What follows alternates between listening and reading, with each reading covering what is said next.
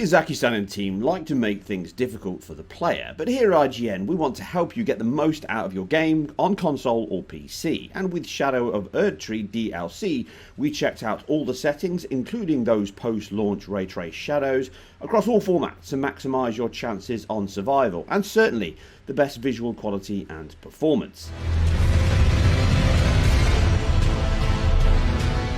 So first things first, the visual quality of our games is paramount, but not when it can severely impact performance. We all love our ray tracing effects, but these are not worth the impact to hitting the high 60 FPS the engine can reach. As such, for Series X and PlayStation 5, turn off ray tracing and set the graphics mode to favour frame rate. This can make a huge difference between the two modes, with both consoles often hovering into the mid-30s with the graphical quality preference enabled for a small visual return.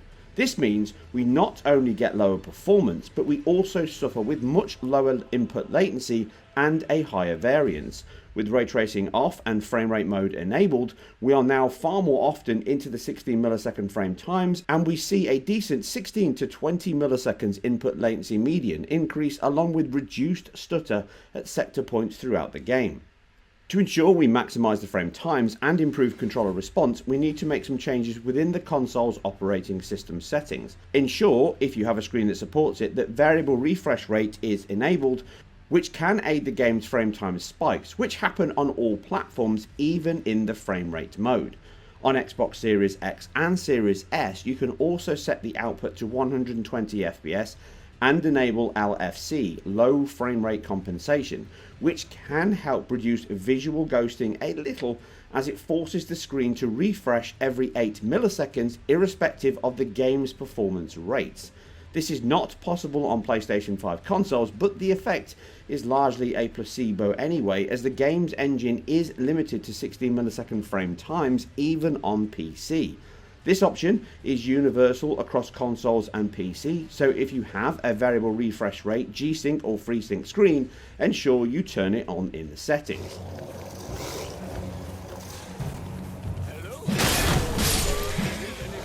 Next, we need to enable HDR across all consoles, which will improve the game's visual punch. Many of the areas rely on high contrast, dark recesses and bright skies. Even in some attacks and weapons are very bright, and by enabling HDR, this can improve the impact and contrast these moments have without the ghosting and overblown image that can happen with an SDR display. This greatly enhances some of the gorgeous art the game has throughout, and you can appreciate it with HDR enabled, well, when you're not desperately trying to stay alive, that is. Now this should leave all players from PS5 to Xbox Series S with the best balance of performance and quality for the game and the new DLC, which can have some large dips in the open fields under the shadow of the Erdtree. Now the game suffers across all formats with performance hiccups, but PlayStation 5s do have a secret trump card.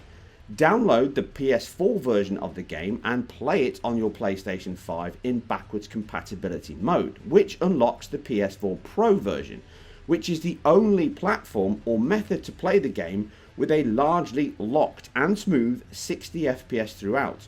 You will take a small hit to image quality, shadows and resolution specifically, but the return is the most consistent and responsive version to play with or without a VRR screen.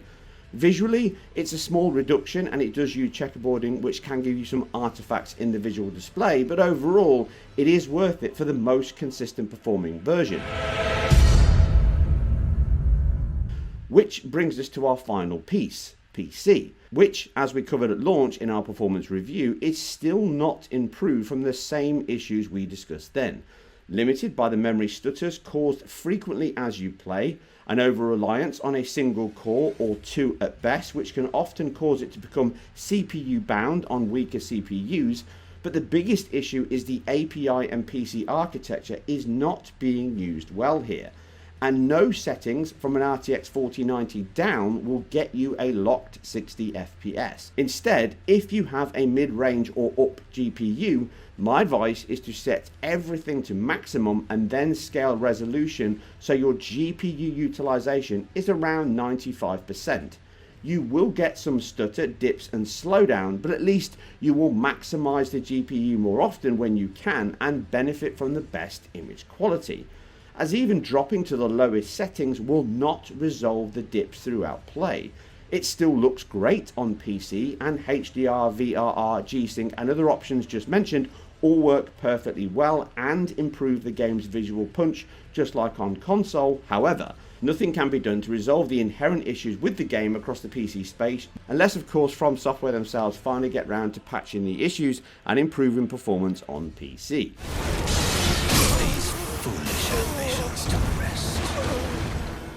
And that's it for a best settings video on IGN. Hopefully these settings helped you get the best out of the game, PC and console. And if you like these tips into visual quality and all things gaming related, then keep it IGN, and we'll catch you on the next one.